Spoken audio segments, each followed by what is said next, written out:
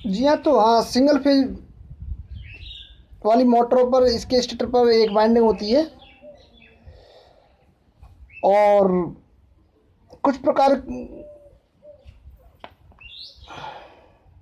की मोटरों में अपकेंद्री स्विच भी होते हैं, जिसे हम सेंट्रीफ्यूगल स्विच बोलते हैं, जो कि प्रारंभ इसका कार्य होता है, इसका प्रारंभ उद्देश्य यही होता है कि इसकी प्रयुक्त वाइंडिंग को परत से काटने के लिए होता है।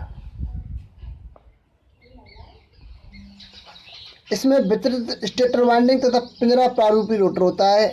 जब इस मोटर को एक फेजी प्रत्यावर्ती धारा सप्लाई दी जाती है तो इसके स्टेटर वाइंडिंग में प्रत्यावर्ती फ्लक्स भी उत्पन्न होता है, जो कि बहुफेजी फ्लक्स की भांति होता है, मगर इसका तुल्य की गति गुण करने में सक्षम नहीं है, जिससे वो स्थिर रोटर में घूर्ण बलपूर्ण उत्पन्न नहीं कर पाता है, यानी वो घूम नहीं पाती है। और इन्हें स्वचालित करने के लिए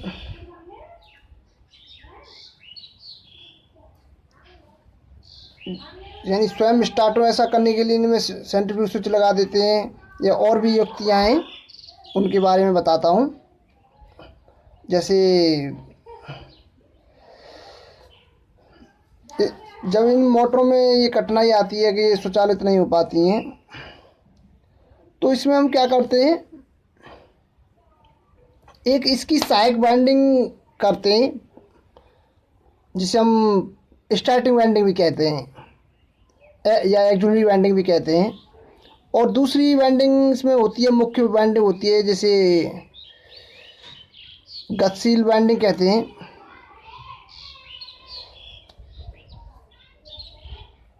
गतिशील वाइंडिंग में मोटे विद्युत रोधी तारों से ये बनी जाती है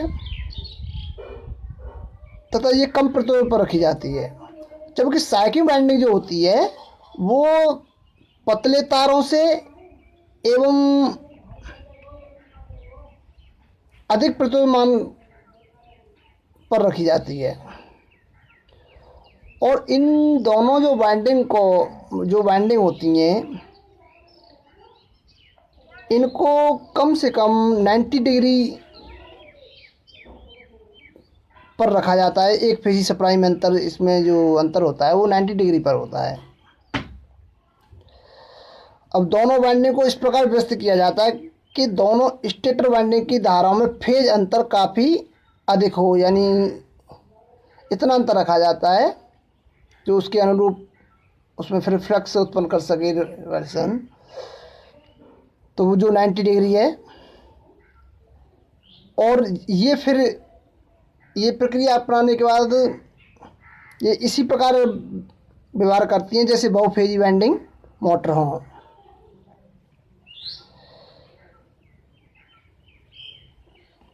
इसकी प्रथम विधि होती है स्वचालित करने की। स्प्लिट फेज मशीन में मुख्य वाइंडिंग का प्रतिरोध कम लेकिन प्रतिघात अधिक है।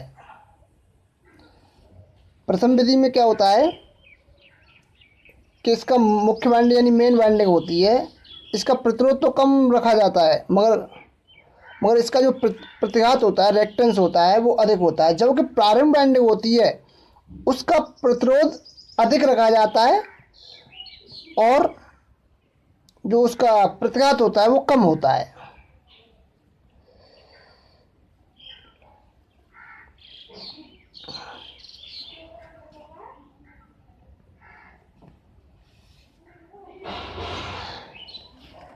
और जब ये 70 से 80% अपनी पूर्ण गति पर आ जाती है, तब इसमें जो अपकेंद्री स्विच होता है यानी सेंट्रीफ्यूगल स्विच होता है, वो प्रारंभ वाइंडिंग को स्वतः ही परपथ से अलग कर देता है, और फिर ये सिर्फ मेन परपथ उसमें मुख्य वाइंडिंग में रह जाता है। द्वितीय विधि होती है इसकी capacitor start induction run motor होती हैं।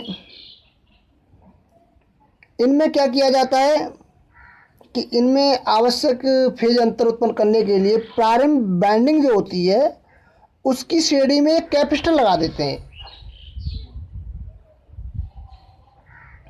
और इन मोटरों में प्रयोग किए जाने वाला कैपेसिटर प्राय अपघटन प्रारूपी यानी इलेक्ट्रोलाइटिक टाइप होता है तथा इस मोटर के बाहर एक अलग इकाई के रूप में लगाया जाता है। आपने देखा होगा बाहर की तरफ लगा होता है।